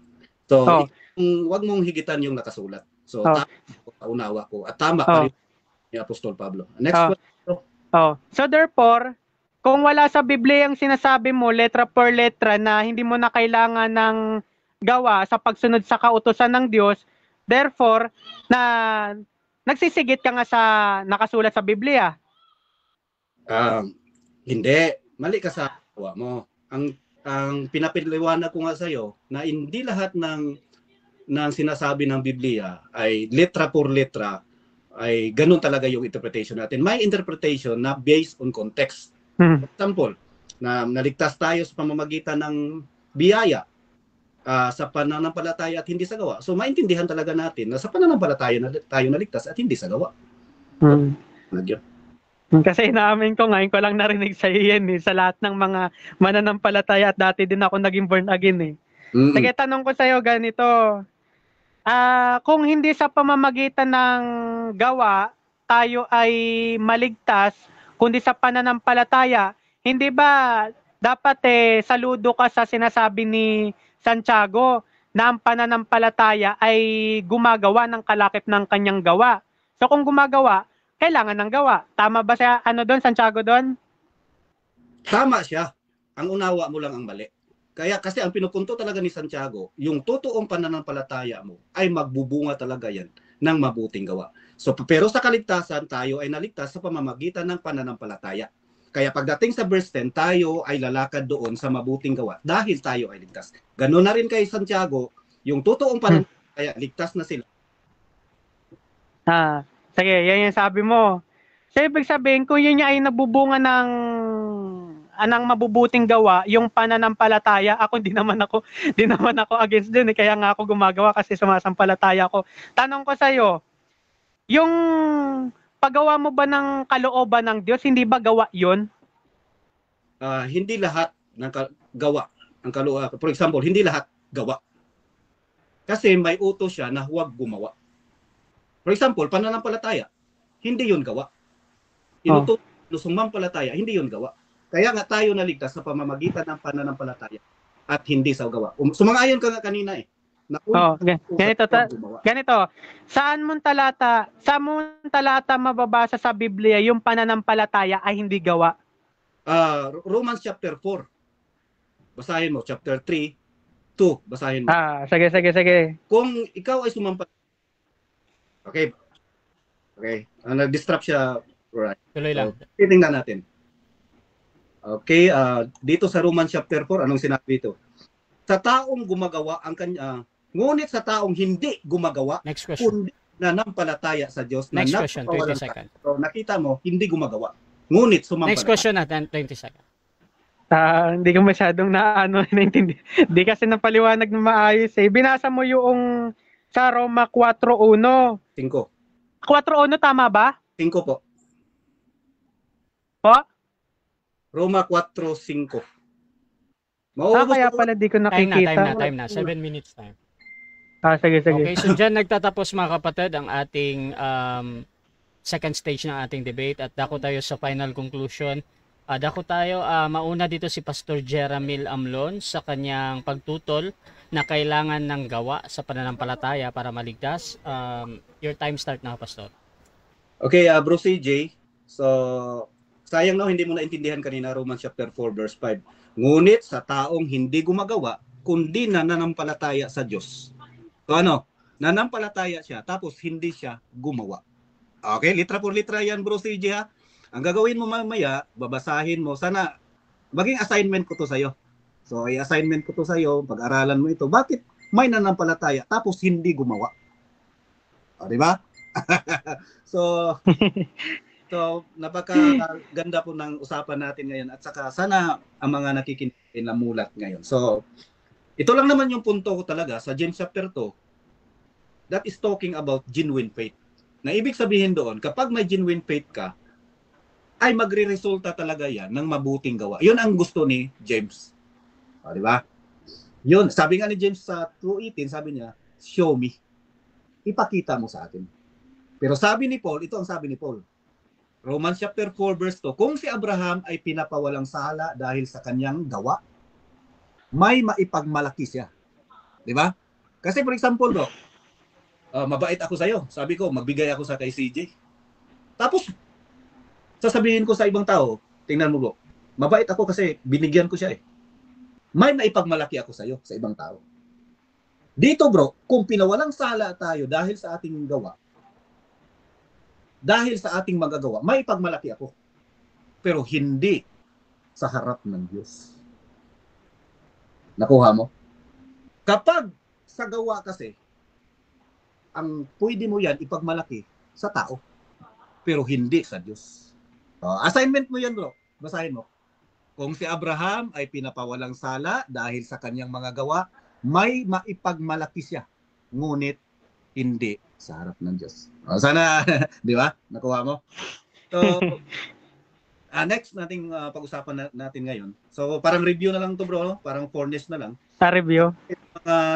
Tanong ko sa'yo kanina, wala naman tayong, kumbaga, agree ka naman doon sa mga tanong ko. So, ito na lang.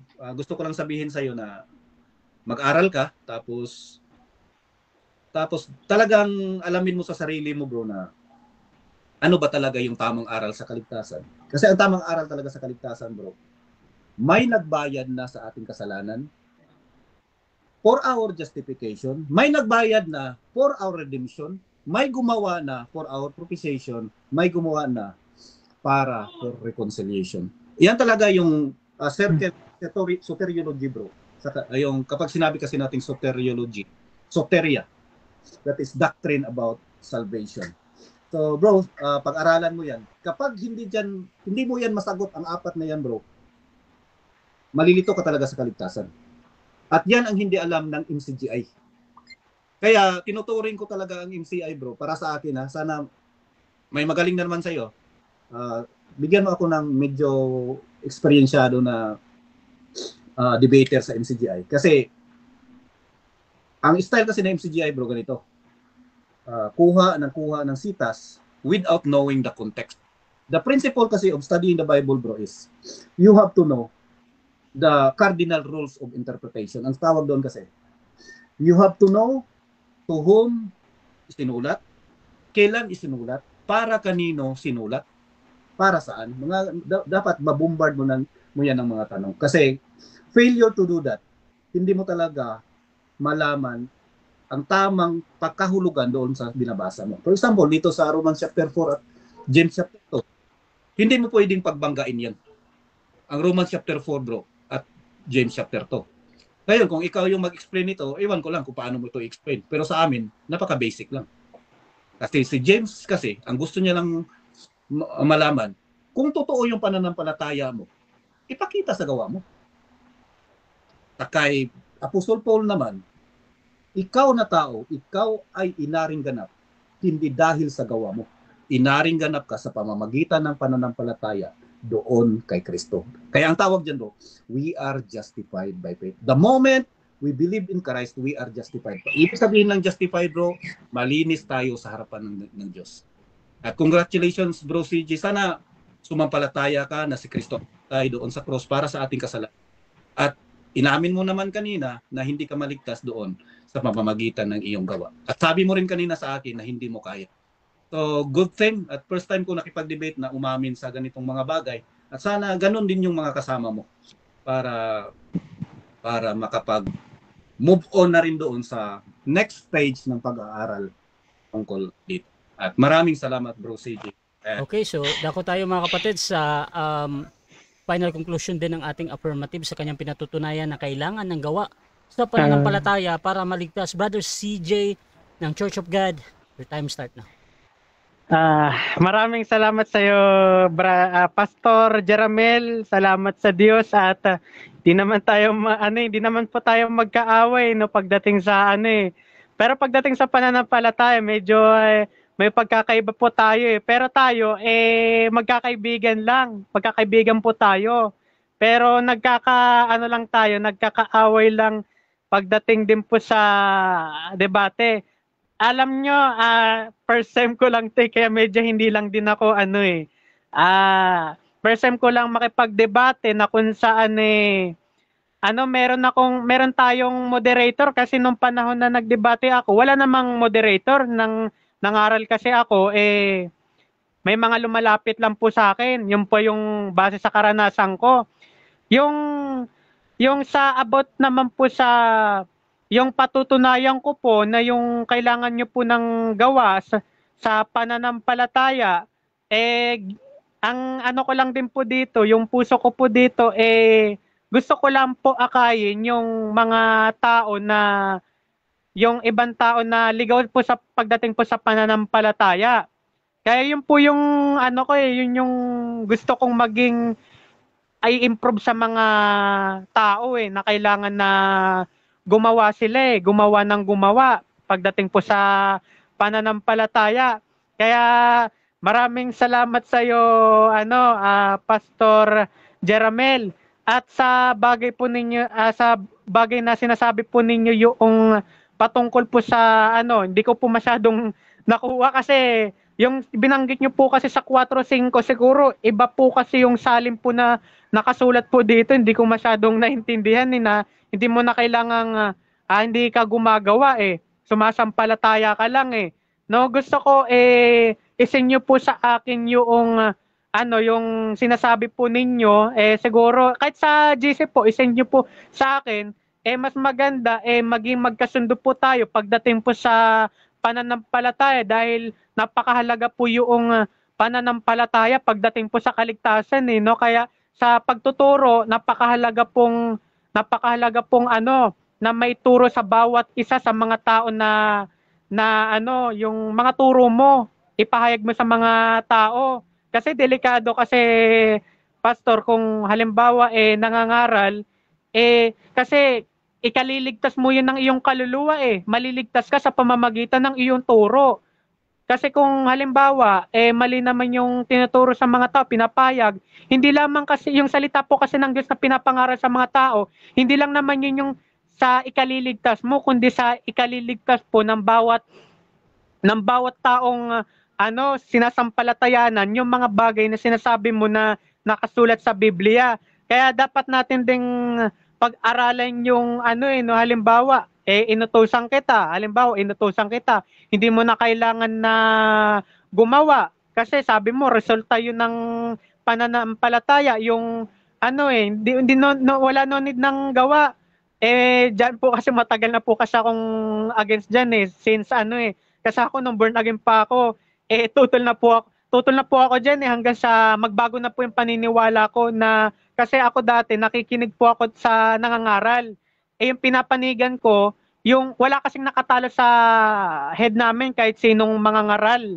Kaya ako, umanib po ako sa isang iglesia na kung saan walang nakatalo sa mangangaral kahit ano pong relihiyon. Doon ko po napagpasyahan. Kaya sinasabi ko sa sarili ko, tinatanong ko rin sa sarili ko, na ito ba yung tamang relihiyon kasi wala na pong nakatalo sa head namin. Kaya kung halimbawa may mapapatunayan ka na sa pamamagitan po ng Biblia kasi dapat Biblia yung ating pagbabatayan sabi sa Biblia, huwag tayong magsigit sa mga bagay na nangasusulat.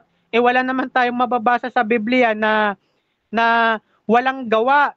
Mga kapatid, halimbawa, uutusan kita, di mo na kailangan gumawa. Wala kasing batayan. Ngayon ko lang kasi narinig yung sinabi ni Pastor Jeramel no? Ngayon ko lang narinig in the first time no, sa lahat ng mga nakakausap ko po, first time ko pong nakarinig na hindi mo na kailangan gumawa kasi ang pinapaninindigan ko kailangan mong gumawa dahil inutusan ka.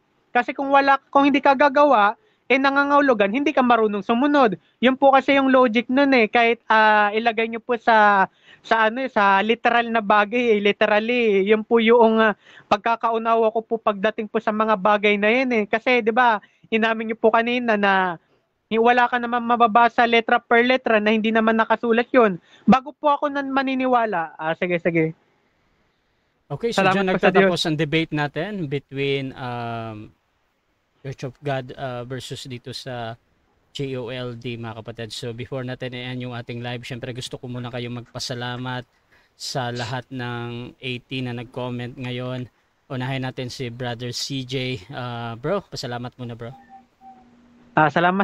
Salamat pa sa Diyos, Brad, at nawa ay maging magkaibigan pa rin tayo. Salamat sa Diyos lamang po ang pinakamata sa kapurihan. Patuloy lamang po tayo. Salamat pa sa Diyos. Okay, at syempre, Pastor Jeramel. Maraming salamat po sa mga nanonood. Actually, nakaantok talaga ganitong oras. Galing ng church tapos makipag-debate. Ganitong oras ang sarap matulog pero pinauta talaga natin ang magandang kasi maganda naman yung kausap natin ngayon. So matino naman, walang bastusan. So sana may mga nakuha kayo at salamat din kay Bro Rasha sa pag-moderator sa ganitong debate. At suportahan po natin si Bro Rasha, no? Kasi napakagandang programa po ito upang maihayag yung ating mga aral. So sa mga kasamahan ko sa Grace Oriented Life Development Church at sa ibang mga sekta, at lalo na doon sa mga kaibigan ko na mga sa USAS, Rodolfo Caballero, Alexander Santos, at sa mga kasamahan ko sa Gospel Church of Christ, PCM, lalo-lalo na po sa mga kasama ko sa organization Grace Oriented Life Development Church. Salamat po sa patuloy niyong suporta. At shout out po doon sa misis ko na nasa Bataan ngayon, nag-schooling sa kanyang junior class for promotion. So marami isingit pa. At saka salamat din po, sana bumili kayo ng Gugus ice cream. Maraming salamat. Okay, maraming salamat mga kapatid, at kung gusto nyong sumali sa ganitong gawain, pwede kayo mag-PM sa akin or maghamon man sa dalawang ito. Napaka linis ng debate, napaka mahinahon lang. At actually wala akong ginawa talaga. So napakaganda ng debate na ito. At please subscribe yung ating YouTube channel mga kapatid. Russia Debate, nagbago tayo ng YouTube channel dahil nagka-problem tayo doon. Pero ilalagay ko pa din yung lahat ng debate doon. Please follow yung dalawang ito, CJ at saka si Pastor Jeramil. At kung gusto nyo maghamon sa dalawang ito, pwede na akong gamitan as mediator basta sumasang-ayon na kayo sa lahat ng patakaran dito sa aking platform. At paki-follow na din ako mga kapatid dahil dito ako laging nagla-live. So maraming salamat. This is Admin Rasha ng Rasha TV and we're out.